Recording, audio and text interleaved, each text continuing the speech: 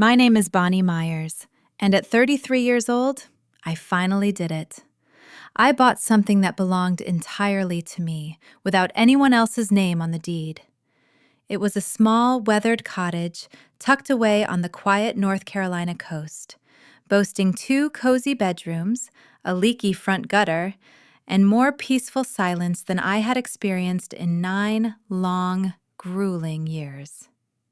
But on my very first night there, the phone rang. It was my mother. There was no hello, just her sharp voice saying, "We are moving in tomorrow. Your dad says it is fine." I stood frozen in my own kitchen, holding my breath, before she added her favorite threat.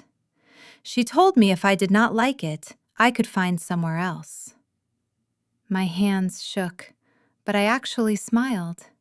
She had made a massive mistake, and by the next morning, I had made 3 phone calls to the exact people she never wanted to see. Welcome back to Hidden Family Revenge, where ordinary women stop apologizing and start setting the record straight.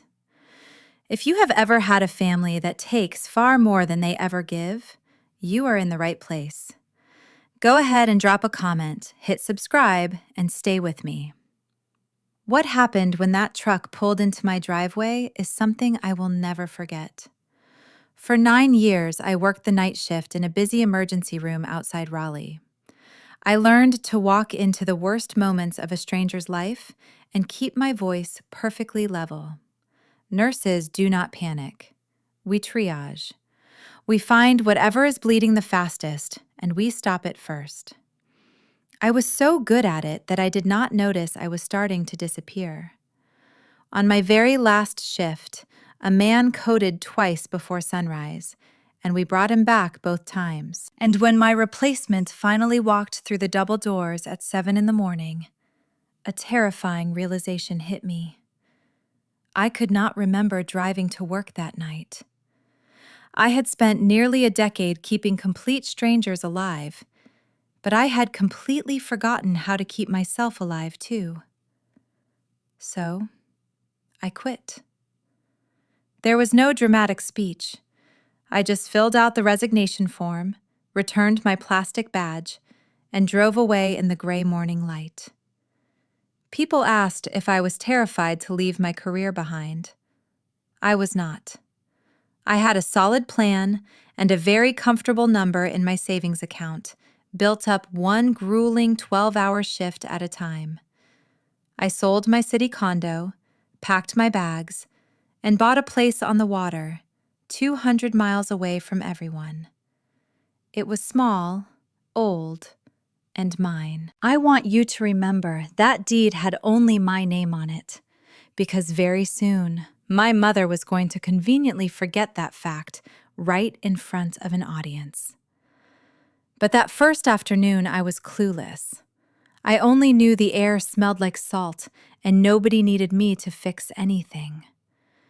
To understand why my mother was so confident, you have to know what kind of daughter I had been. I was the one who handled everything. When my brother Kevin bounced his rent check at 24, I covered it. When my parents screamed at Thanksgiving, I was the one who calmed my father down in the garage. When Grandma Ruth got sick, I drove 4 hours every weekend to sleep in a hospital recliner by her bed. Nobody ever had to ask me to do those things.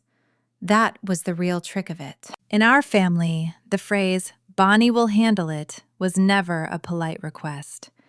It was more like a weather forecast.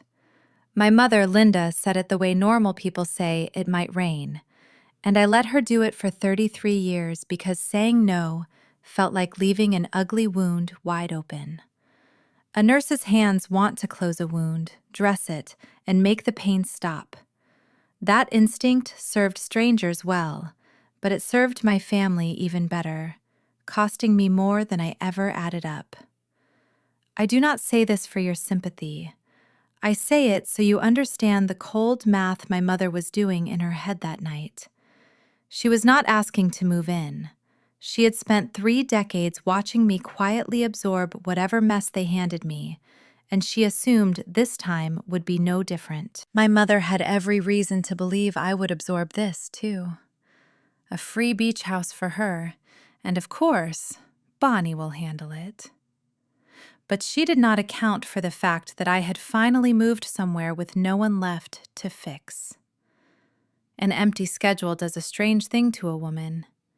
It gives her actual time to think.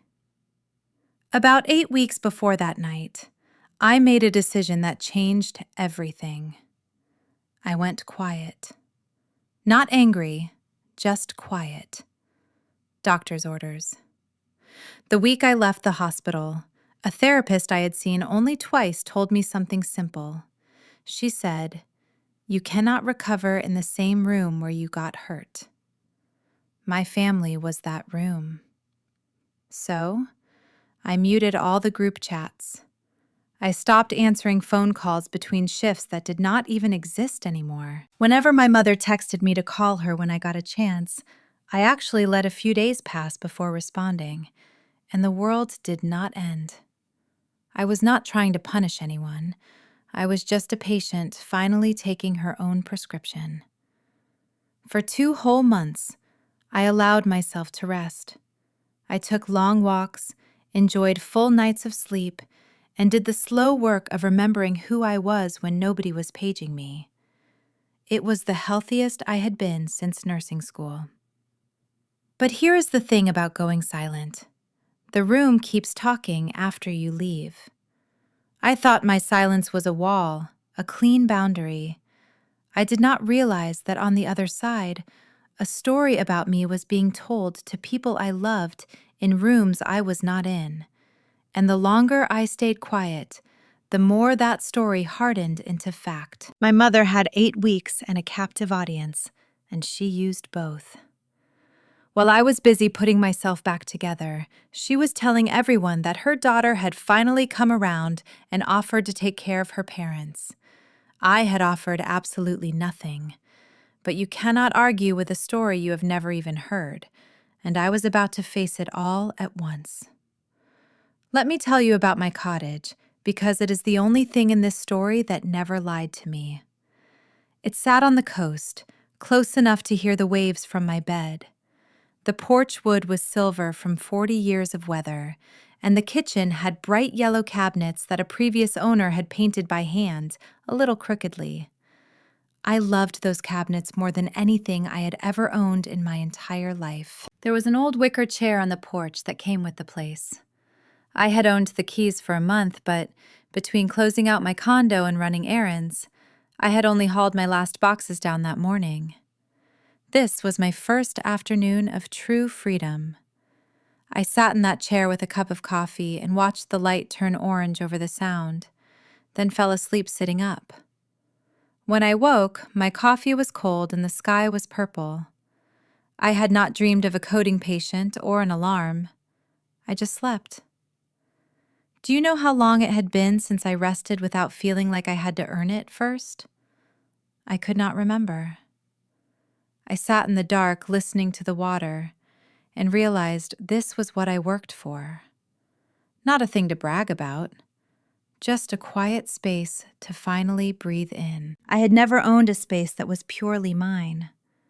Growing up, my bedroom was where Kevin stored his hockey gear.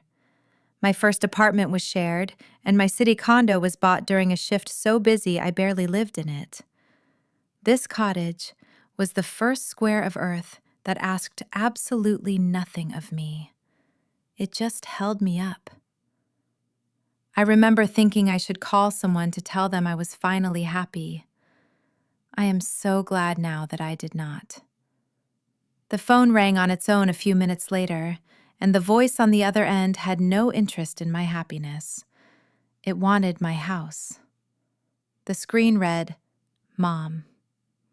I answered the way I always did, soft and ready to help. "Hey, Mom," I said. There was no hello. "We are moving in tomorrow," she said, her voice flat and commanding. She told me my dad said it was fine. I actually laughed, convinced I had misheard. "Moving in where?" I asked. "The beach house," she said, speaking slowly as if I were slow. "We will be down by noon. Kevin is renting the truck." I gripped the edge of my hand-painted yellow counter. "Mom, this is my house. I bought it, and I live here now." After a tense pause, her voice went flat and commanding. "Bonnie, we are family, and family takes care of family." I told her carefully that we had not discussed this. Then she said the words that will haunt my sleep for the rest of my life. "If you do not like it, you can find somewhere else." Find somewhere else. She said that to me about the house I had paid for with 9 long years of grueling night shifts. I did not yell. Something inside of me went incredibly still and clear, the exact way my mind focused right before a trauma case came through the emergency room doors. My mother kept talking, declaring which bedroom she wanted and claiming my dad needed the one with morning light.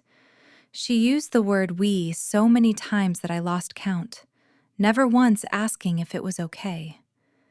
It was just a relentless stream of "we" marching into my life like a high tide. And under it all was that line that did not fit.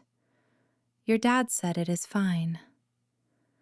My quiet, conflict-allergic father had signed off on taking my home. I told her I would call her back and hung up.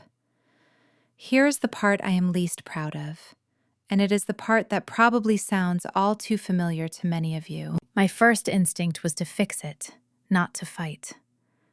My thumb was already hovering over her name to call back and smooth everything over, drafting excuses in my head. Maybe they could stay just for a little while. Maybe I could give them the back bedroom and make it work. Keep the peace. Be the daughter who handles things.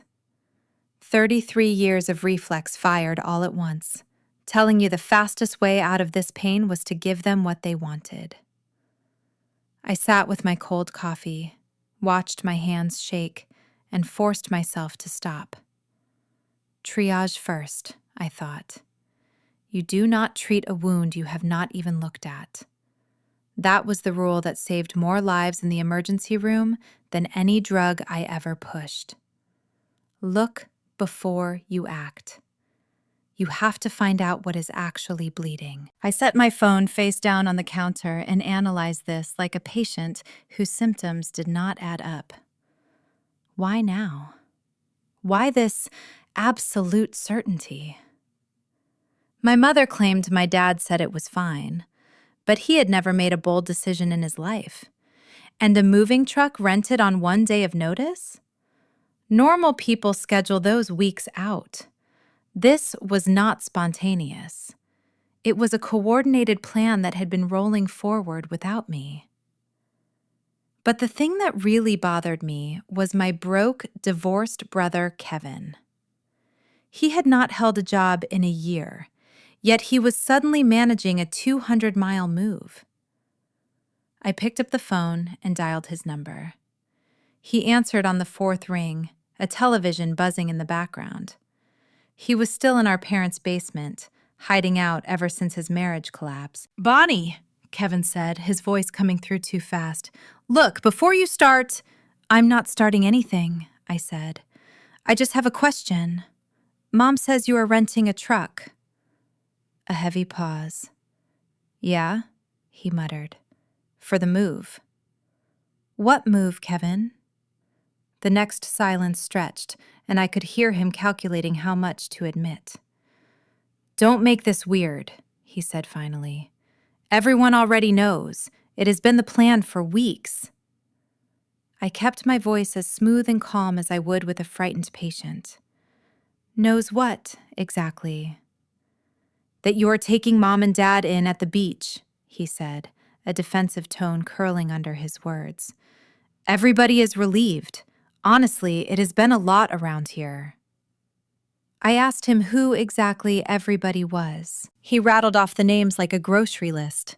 Aunt Sharon, 2 of our cousins, the Hendersons from church. Mom told all of them? I asked. Mom did not tell them anything, Kevin said. You offered, remember? I had not offered. I had not even hinted at it. But I did not say that to him. I could hear in his voice that he believed it, or had decided to because it solved his own problems. If Mom and Dad moved to the coast, the basement was his again. I told him I had to go. Bonnie, just be cool about this, okay? He said. I hung up before I could answer.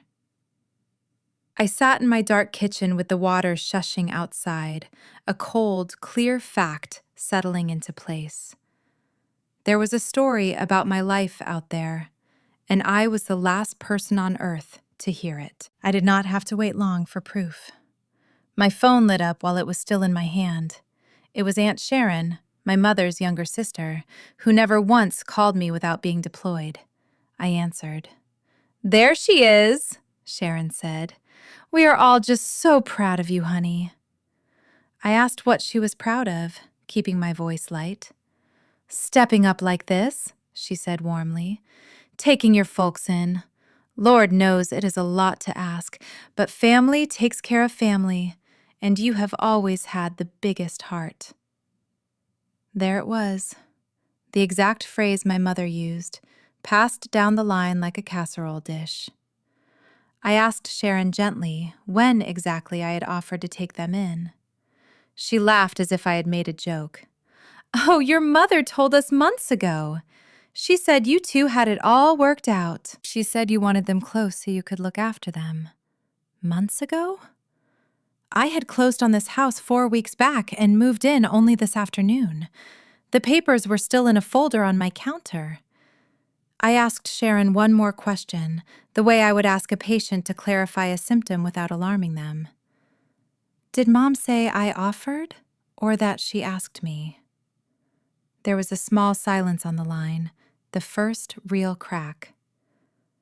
Well, Sharon said slowly, she said you offered. I told her I appreciated her calling and that I loved her. Both were true. Then I sat very still and realized what I was dealing with. This was not a misunderstanding. A misunderstanding is just two people remembering a conversation differently. This was a campaign. My mother had taken a fabrication and walked it door to door until it became a fact in everyone's mouth but mine. And I had a single day to take it apart. The strange thing was, I was not surprised. The longer I sat with it, the more I recognized the shape of this trap. My mother had been running this exact play my whole life, just never with stakes this high. She never asked, she announced, and then let the crowd do the pushing for her.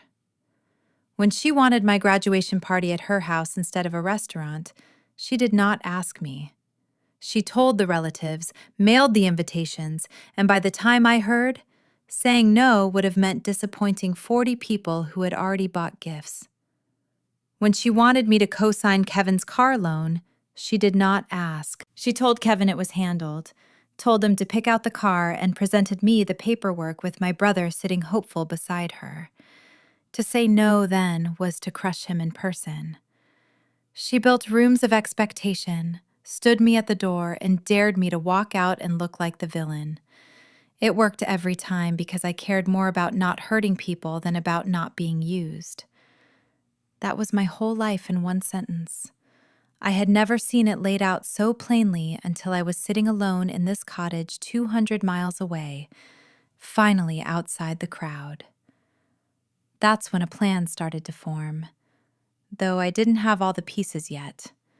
If my mother's only real weapon was the crowd, the shame of saying no in front of everyone, then the crowd was also the one place she could lose. She had built her story in front of an audience, so I would take it apart in front of the same audience. First, I needed to know how far it had gone. I called my father. He picked up on the second ring, saying my name like a man who had been dreading this call all day. Bonnie, he said. Dad, I said. Mom says you told her it is fine moving into my house. I heard him breathe. My father is not a cruel man. He's just tired. A man who spent 40 years letting my mother make the loud decisions so he would not have to. Your mother has a plan, he said quietly. Dad, that is not an answer. We're in a tight spot, honey, he said, his voice cracking on the word tight. Things did not go the way I thought they would. I asked him what things, and slowly, in the careful, ashamed way men of his generation talk about money, it came out in pieces. The business he had put his retirement into had failed. There had been a partner and a loan, and then there was nothing left. How bad, Dad? I asked. He did not answer directly. What he said was worse. Your mother handles the house stuff, he said. I do not ask, I just sign where she points. And there it was, the whole truth of my father. He did not say it was fine because he had thought about my house. He said it because he had stopped looking at where he signed years ago. I felt the anger rise, and I let it pass through me like I do on a hard nursing shift. Not gone, just managed. Dad, I said, did Mom tell you I offered the house? A long pause. She said you two worked it out. We didn't, I said. He went quiet. Then, almost too soft to hear, he said, Oh. Just that, as if a small light had come on in a room he had kept dark on purpose. We hung up and I went to find the folder. Before I tell you what was inside, I have to be honest about the moment that came first, because it is a feeling many of you know in your own bodies. The fixer in me came roaring back. They are broke, I thought. Dad is ashamed. They have nowhere to go. You have a whole second bedroom. What kind of daughter lets her elderly parents suffer over pride? I sat there and genuinely talked myself most of the way towards saying yes. I opened a text to my mother and typed, Okay, we need to talk about the rules, but okay. My thumb hovered over send, and I want you to understand that text was not kindness. I have spent enough years around real kindness to know the difference. That text was an old wound trying to close itself the fast way, the way that scars wrong and aches every winter for the rest of your life. Saying yes would not have saved my parents. It would have rewarded a lie, taught my mother that her campaigns worked, and handed Kevin a beach house to circle. It would have meant that the first thing I ever owned alone became, within 24 hours, just one more thing my family used up. The water shushed outside. I made myself read the text I had typed one more time. Then I deleted it word by word until the box was empty. My hand had almost stopped shaking. Before I could feel proud, the phone buzzed with a notification I had not seen in 2 months. The group chat was lighting up. The name at the top read, in cheerful letters, Family. 41 unread messages. I had muted it back when I went quiet. I unmuted it and started to read. But before I scrolled, I did the thing 9 years of nursing had drilled into me. I gathered my chart. You do not walk into a hard conversation without facts in order, and I was not about to walk into mine unprepared. I went to the kitchen drawer where I had put the closing folder 4 weeks earlier, the day I got the keys. It was a plain manila folder, already soft at the corners. I slid the folder onto the yellow counter, right under the kitchen's only good light bulb. The deed sat on top. I'd read it before, of course, back at the closing while Miss Albright, that kind real estate attorney, walked me through every single page. But tonight, I read it with a slow, desperate focus. the way you'd scan a medical lab result that holds your entire life in the balance. Grantee, Bonnie Marie Myers. Just me. No and, no or. Not my mom, not my dad, not Kevin, and not the Myers family. That single line was recorded at the county courthouse, a legal reality that no amount of family guilt could ever undo. This place wasn't a favor. It was a legal fact with my name on it. I spotted Miss Albright's business card paperclipped to the folder and set it aside where I wouldn't lose it. I propped the deed up against the backsplash so I could keep my eyes on it, took a breath, and picked up my phone. The family group chat was vibrating with 41 unread notifications. I scrolled all the way up to the start, reading everything they'd said while I had them on mute. 3 weeks ago, my mother posted that she had big news, claiming I'd finally agreed to do right by them and that they were moving to my place by the water this fall. Underneath, my aunts and cousins flooded the chat, praising her and saying I was always the responsible one. I kept scrolling, my coffee completely cold. A week after her first post, my mother had uploaded a photo of my cottage. My actual cottage. The silver porch, the crooked yellow cabinets visible through the window, captioned as, "Our new place by the water, and she could not wait." She had stolen that photo from a listing link I'd shared with exactly one person, my dad, in a moment of pride. Below it, she wrote about which local church she'd already joined.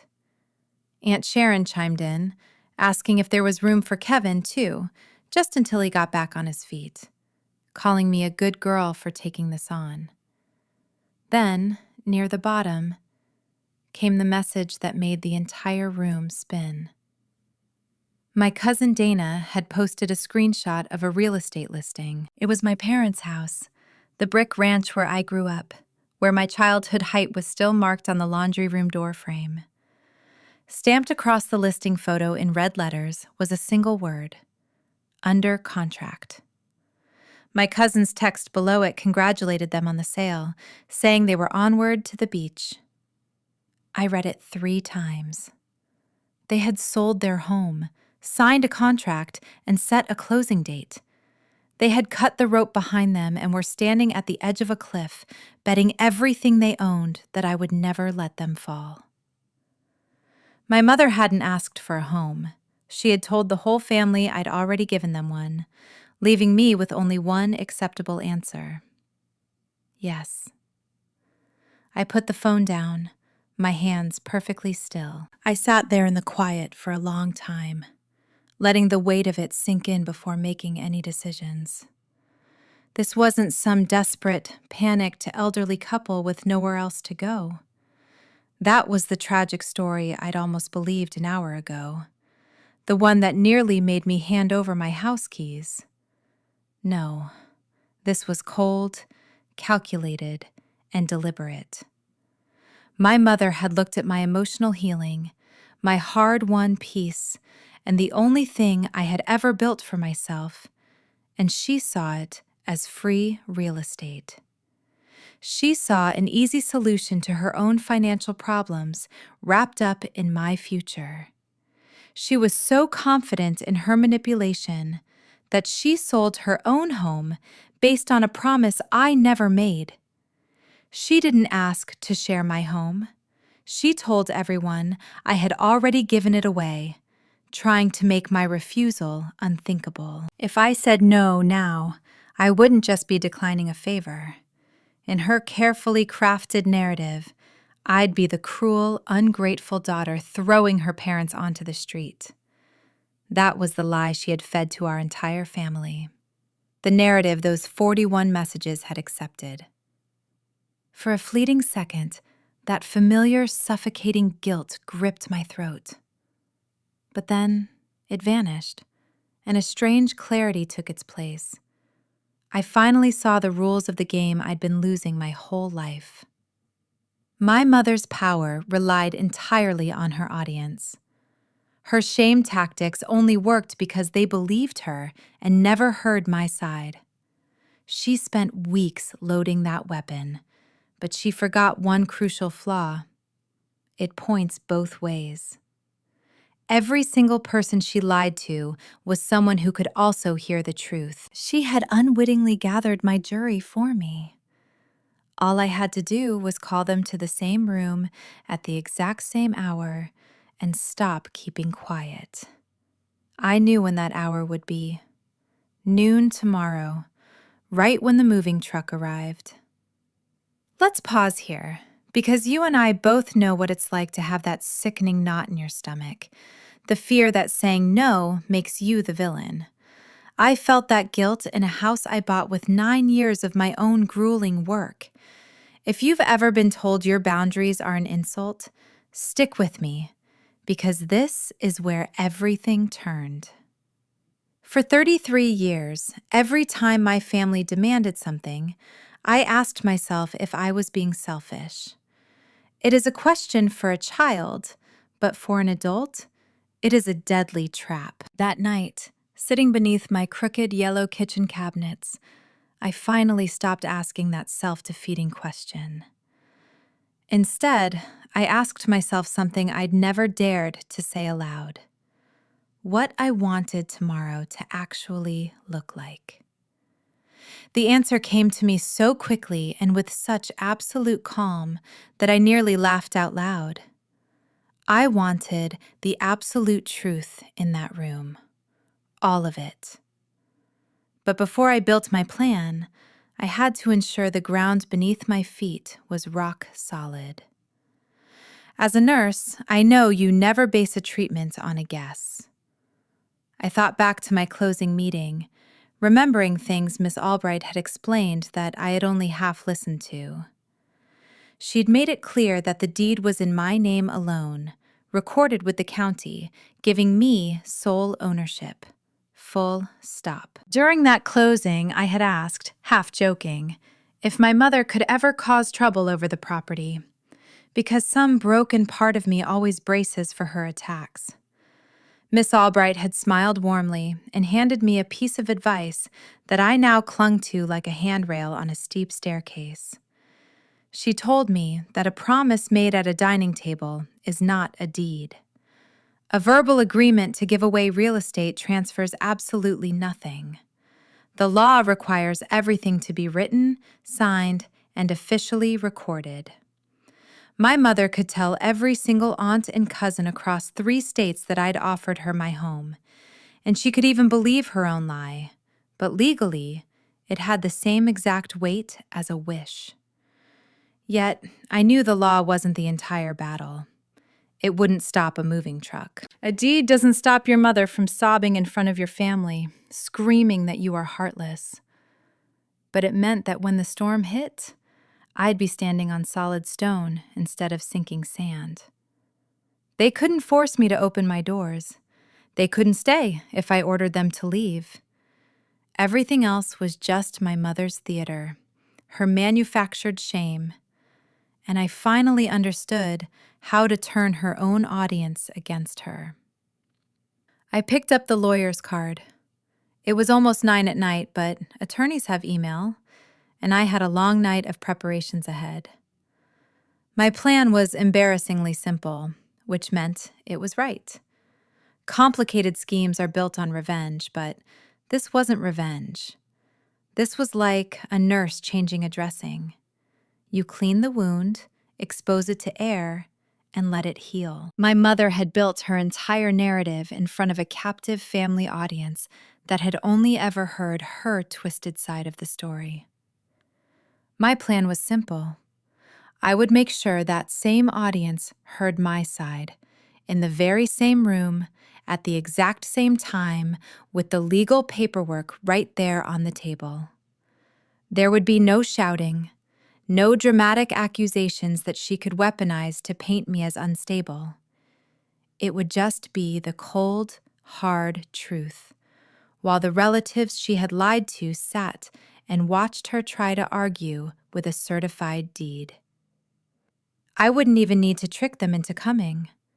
I'd call my aunt and cousins, tell them how thrilled I was about their excitement, and invite them to a housewarming party timed perfectly with my parents' arrival. They would come, expecting a happy ending. I grabbed an old envelope and scribbled a short list on the back, organizing my thoughts the exact way I used to lay out a nursing shift plan. Step 1. Email Miss Albright tonight. Step 2. Verify the window and door locks. Step 3. Call Aunt Sharon and the cousins to invite them over for tomorrow morning. Step 4.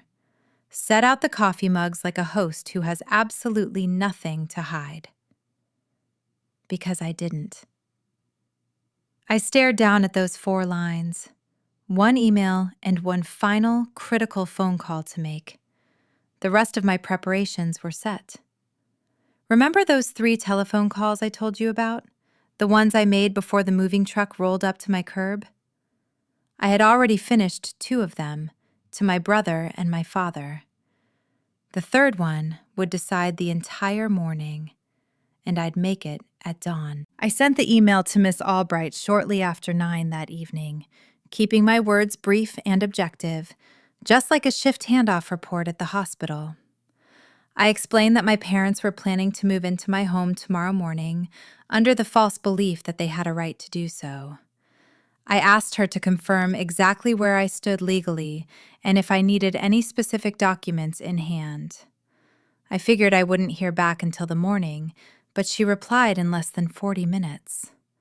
That speed told me she had dealt with this exact flavor of family drama before. Her response was reassuringly clear. She verified that the property belonged to me and me alone, with 0 outside legal claims. No verbal promise, no matter how many times it was repeated to the family, held any power. My attorney put it in plain, unyielding terms. She explained that I was under no obligation to let a single soul cross my threshold. If anyone barged in and refused to leave, the law had a very specific, very ugly word for them. Then she offered me a shield I had not even thought to ask for.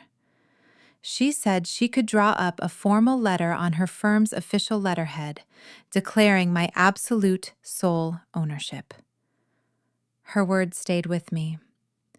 People will endlessly argue with a daughter, but they will not dare argue with a lawyer.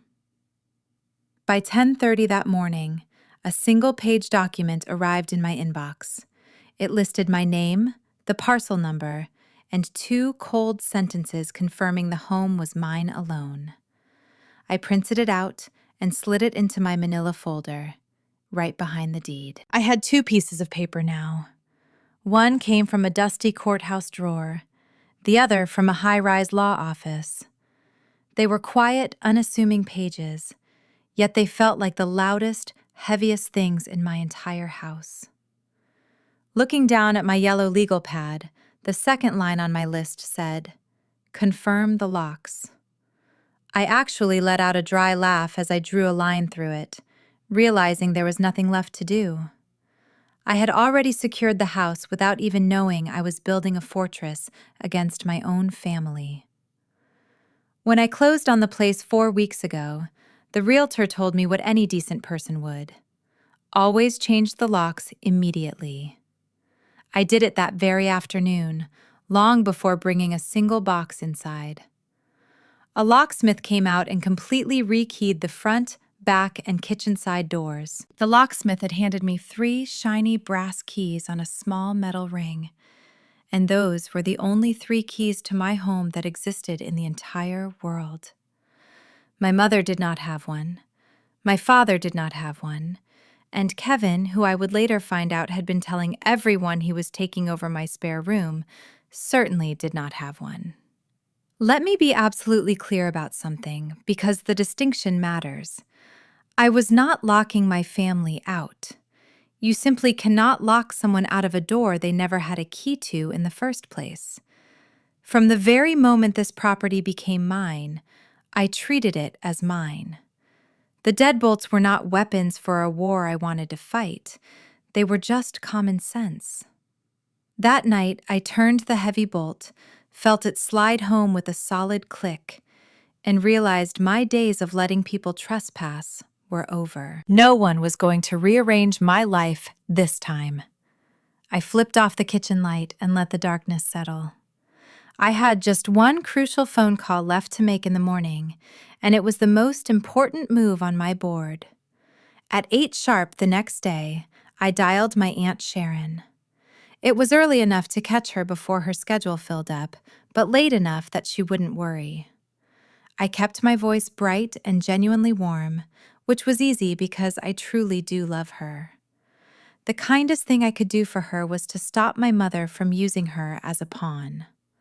"Sharon," I said, "I am so happy to hear how excited everyone is about my big move." "Oh, sweetie, we really are," she chimed in, sounding thrilled. "I was thinking," I added, "Mom and Dad will be here around noon. Why don't you, Dana, and Beth join us? We can make it a little housewarming party," I suggested.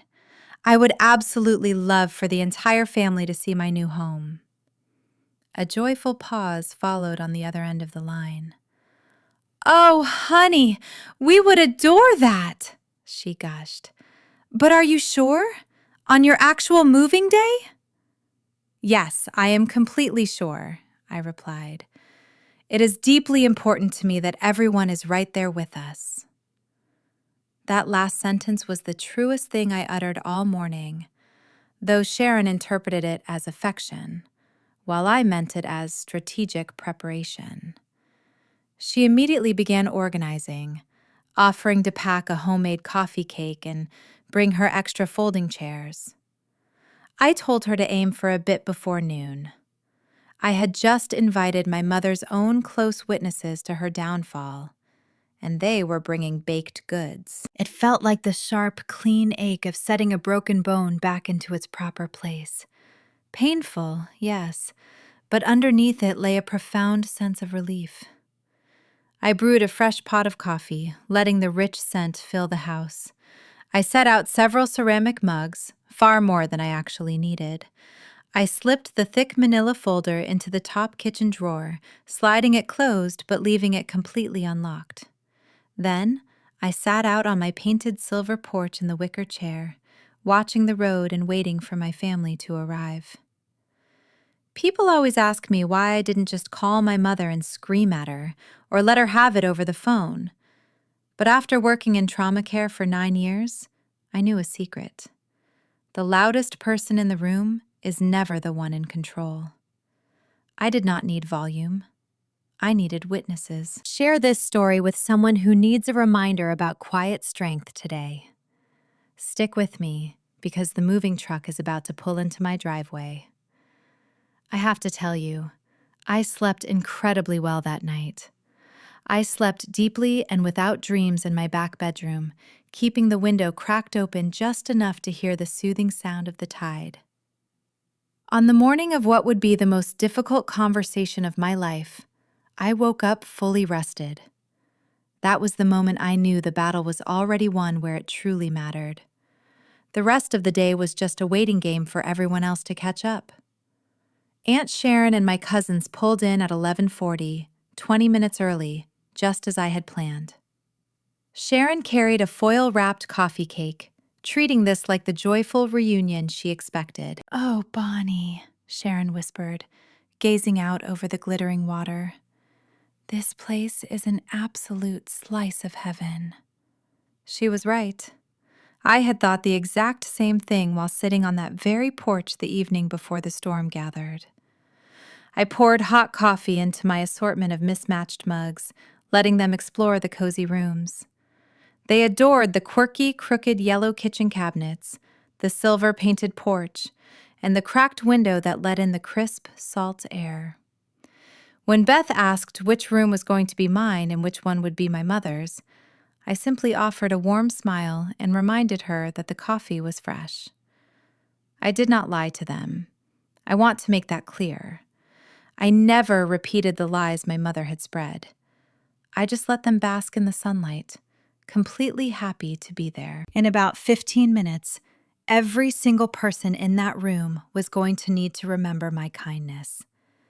They would need to remember that I was peaceful, that I had brewed hot coffee, and that I had welcomed them in with open arms. When the storm hit, that stark contrast was going to carry all the weight. Sharon was right in the middle of talking about her garden when we heard it.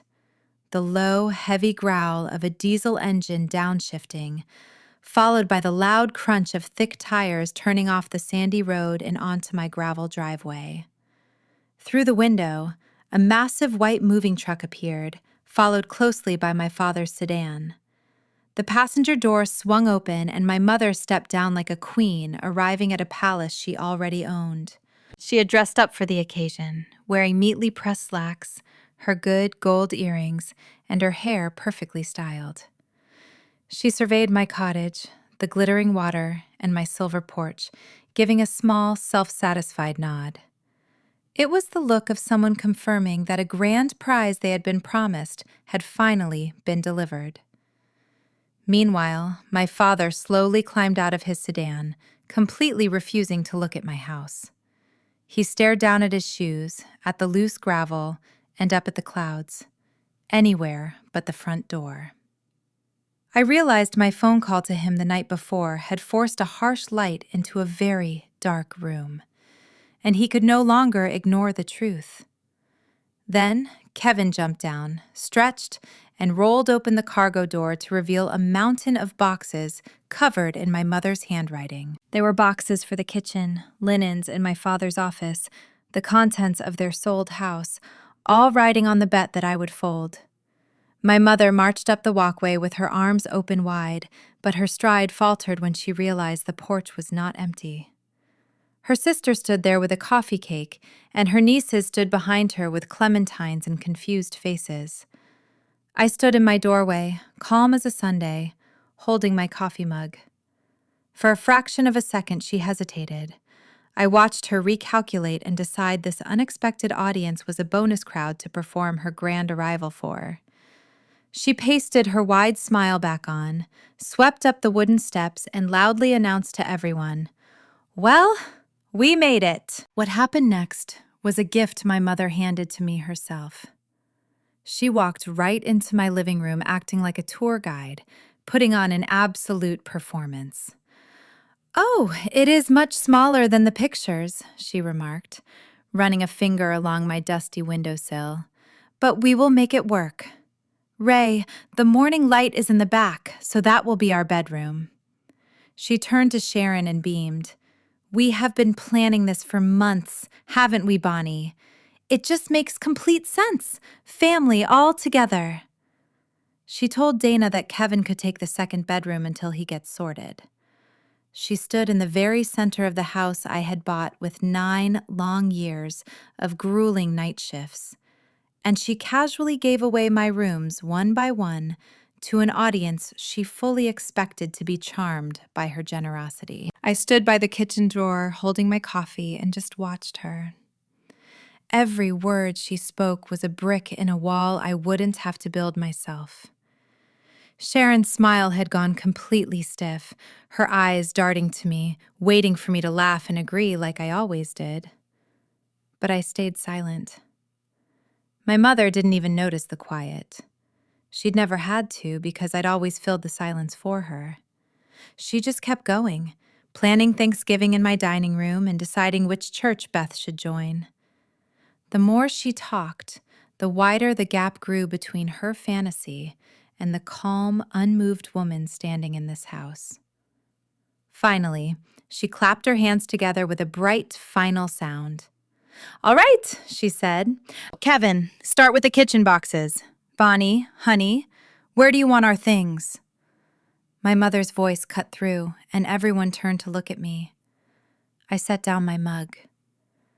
"Before we move anything," I said, "I want to make sure everyone understands the same thing, because there is some confusion." My voice was steady, the easy tone I use to tell a family their loved one is stable. My mother's smile tightened. "Bonnie, this isn't the time." "Mom," I said gently, "tell everyone again. What exactly did I agree to?" She blinked. "We discussed it. You wanted us close." "When?" I asked. "When did we discuss it?" "Months ago," she said, her eyes flicking to Sharon. "I closed on this house 4 weeks ago," I said. "I moved in yesterday. What month did I offer it to you?" The pause that followed was the first real silence my mother had ever lost. Sharon shifted on her feet, and Dana frowned at her phone, likely doing the same math I had done. "You sent me the listing," my mother said, pivoting fast. "You wanted to show me." "I sent the listing to Dad," I said. "One person. The night I got the keys because I was proud." I turned to my aunt, keeping my voice warm. "Sharon, when Mom told you I offered the house, did I ever once say it to you myself?" Sharon's mouth opened and closed. "Well," she said slowly, "no. Your mother said—" "I know what my mother said," I told her, still gentle. "I just need everyone to be clear that I never said it." The room had gone completely still, the good chairs and the coffee cake forgotten. My mother's face began to shift, her performance cracking at the edges. That was when I opened the kitchen drawer, took out the manila folder, and laid it flat on the dining table where everyone could see. "This is the deed to this house," I said, turning the 2 pages so Sharon and my cousins could read them. "There is exactly one name on it. Mine. Not Mom's, not Dad's, not the family's. Mine." I laid the 2nd page beside it.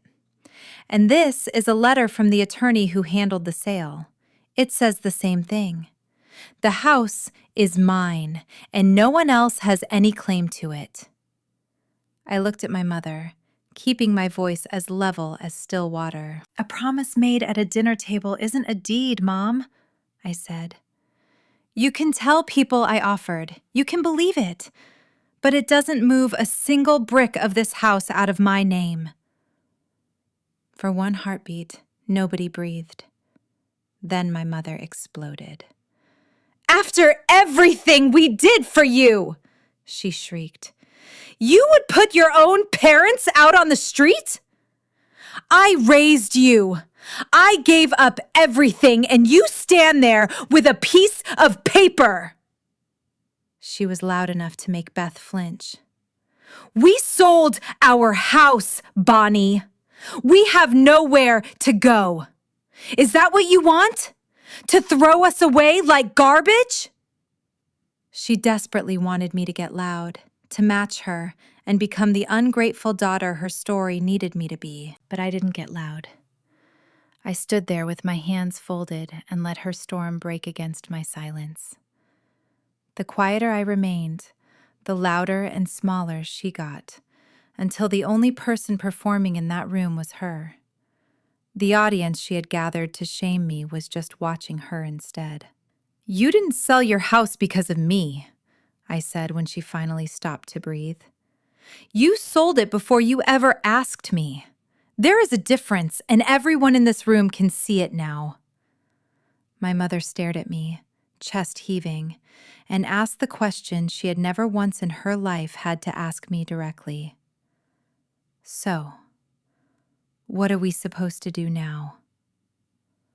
The whole room waited, and I gave her the only answer that fit. I gave her back the exact words she had used on me over the phone the night before, speaking in the same even tone. "If you don't like it," I said, "you can find somewhere else." The silence after that was total. Sharon set her plate of coffee cake on the table like it had suddenly turned to lead. Kevin, who had been hovering in the doorway with the kitchen box in his arms, slowly bent down and set it on the floor. My father had quietly sat in one of the folding chairs, his hands hanging between his knees. My mother looked around the room for her allies, the chorus she always relied on to back her up, but one by one, they wouldn't meet her eyes. Dana just stared at her phone, reviewing the screenshot of the listing and checking the dates. Beth stared at the floor, refusing to look up. Sharon was looking at her sister with an expression I had never seen her direct at my mother before. It wasn't anger. It was something far worse. It was doubt. The audience had finally heard the other side of the story, in the same room at the exact same hour. The weapon my mother had spent 3 weeks loading had just gone off in her own hands. I would be lying if I said I felt nothing but victory, because that is not how it went. When my mother realized the room had turned, the fury drained out of her all at once. Underneath the dramatic performance, the truth was finally exposed. It was fear. Plain, simple, human fear. She was 63 years old. The house she had raised us in was sold. The money my father swore he would handle was gone, and she had just been seen clearly by every relative whose respect she had spent a lifetime managing. For a brief moment, she didn't look like my adversary. She looked like a frightened woman who made a terrible bet and lost it in front of everyone. Some part of me, the part that spent 9 years holding the hands of scared people, ached for her. I want to be honest that the ache was real. I also want to be honest that it didn't change my mind. That is the lesson it took me 33 years to learn. You can feel for someone and still not hand them your house. You can be sorry someone is afraid without letting their fear become your responsibility. I felt sorry for my mother that morning, but I had finally stopped feeling responsible for her. Those are two different things, and it took me my whole life to tell them apart. They didn't move in. There was nothing left to argue once the deed was on the table and the room had gone quiet. Kevin carried the kitchen box back out to the truck, and the rest of their lives rode back up the coast that afternoon, unloaded into a storage unit my mother could afford even less than her pride. Sharon stayed after they left. She sat with me on the porch and apologized, her hands shaking around her coffee cup. "She told me you offered," Sharon kept saying. "I should have asked you." I told her it wasn't her fault, and I meant it. That was how the weapon worked. It only needed people who loved my mother enough to believe her without checking. Within the month, my parents rented a modest 2-bedroom apartment near their old neighborhood. It was the kind of place they could have chosen from the start, requiring nothing but their own choices. Kevin found a job. Not a great one, but a job. The family group chat, which had been filled with 41 messages about my generosity, went quiet. Slowly, it came back to life as something more honest, where people asked how I was instead of telling me what I'd agreed to. I didn't cut my parents off, though people always expect that clean break to be the ending. People want the dramatic door slam, but that wasn't how this ended. A week later, I emailed my mother a list of 3 senior apartments in their county, complete with phone numbers, all fitting their budget. That was all. No money, no open door, just a list and a phone number. It was the help I was willing to give freely on my own terms, instead of the kind that gets taken from you and called your duty. She never thanked me. But my father called a few weeks later. At the end of the call, quiet as ever, he said, "I'm glad you kept your house, Bonnie." It was the closest he could come to saying the rest of it, and I accepted it. I see them now on my terms, with the truth sitting in the room instead of a lie. This isn't the family I dreamed of as a girl, but it's an honest one. The first place I've ever been able to truly rest. If living in that cottage by the water taught me anything, it's that a home isn't something you're owed just because of a shared last name. You build it. The people who love you will ask to be let in. They don't just announce they're already inside. That's my story. One phone call, one deed, and one quiet morning by the water. If someone in your life keeps mistaking your kindness for an open door, take this as your sign. Change the locks, or make sure, like I did, that you never hand over the key. If this reached you, share it with someone who needs it. Drop a comment, hit subscribe, and I'll see you in the next one.